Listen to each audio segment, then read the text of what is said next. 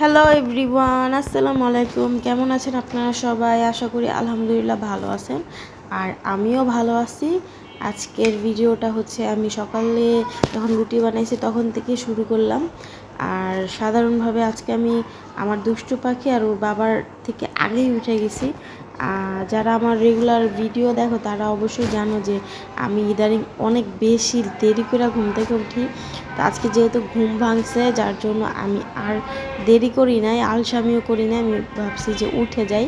উঠাই প্রথমে আমি হচ্ছে ঘরটা ঝাড়ু দিয়ে নিয়েছি, যেহেতু দুষ্টু পাখি আর দুষ্টু পাখির বাবা হচ্ছে শুয়ে আছে, তো খাটটা তো আর গুছাইতে পারবো না, যার জন্য আগে ঘরটা ঝাড়ু দিয়ে নিছি। আর আমি রুটি বানাতে বানাতে কিন্তু দুষ্টু পাখি আর দুষ্টু পাখির বাবা উঠে গেছে। তো আমি আমার দুষ্টু পাখির জন্য পানিটা বানায় রাখা দিছিলাম। এর মধ্যে দুষ্টু পাখি উইঠা ফ্রেশ ট্রেশ ওর বাবা করাইছে ওকে। আর আমার না আজকে হুট করেই হচ্ছে রুটি খাওয়া বাদ দিয়ে পরোটা খাইতে ইচ্ছা করতেছিল।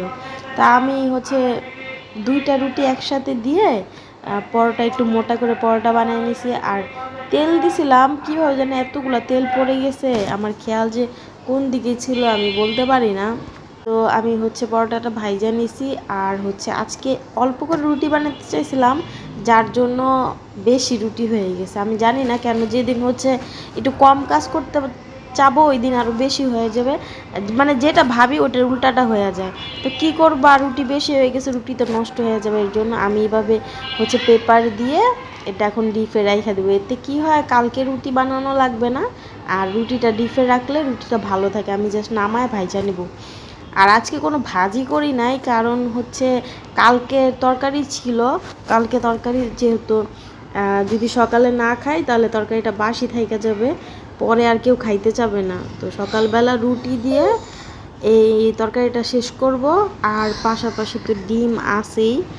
আর যদি কারোর এইভাবে রুটি রাখাতে প্রশ্ন থাকে আমাকে অবশ্যই জানাইতে পারো। আমার যদি জানা থাকে আমি তোমাদের সমাধান করে দিব। তো এখন হচ্ছে সকালে রান্নার ঝামেলা তো শেষ। এখন আমি ভাবতেছিলাম যে দুপুরে কি রান্না করব, দুপুরে কি দিয়ে কি রান্না করলে ভালো হয়। তা আমার দুষ্টু পাখিকে বলতেছিলাম যে তোমার দাদুর সাথে তুমি বাজারে যাও, বাজারে যে কোনো একটা তোমার যেটা ভালো লাগে ওই একটা শাক নিয়ে আইসো। কারণ বাজার সদাই যা আছে ওগুলো আমার শাশুড়ি করে, মানে কাঁচা বাজারগুলো। আর মাংস মাছ যা আছে ওগুলো তোমাদের ভাইয়া হচ্ছে নিয়ে আসে। এর মধ্যে আবার আমার দুষ্টু পাখি আসছে লেবু নিয়ে, ওর দাদু লেবু নিয়ে আসছে। তো ওকে আর সকাল সকাল বাহিরে যাইতে দেই নাই।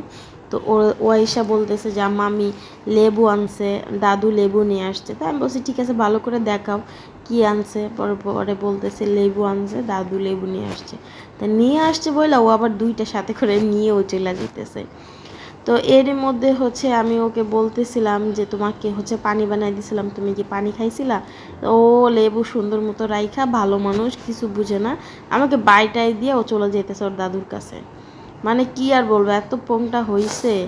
আমি এখন লেবুগুলাকে ফ্রিজে রেখে সুন্দর মতো, আর রুটিগুলা যে ভাজ করছি মানে প্লেটে রাখছি, ওগুলো হচ্ছে আমি মানে ডিপে রেখে দেব। আর এই যে এখানে পরোটা ভাজতে যে লাস্টে পরোটা ভাজছি, তেল বেশি হয়ে গেছে, কি করব, পরে আরেকটা রুটি দিয়ে ভাইজা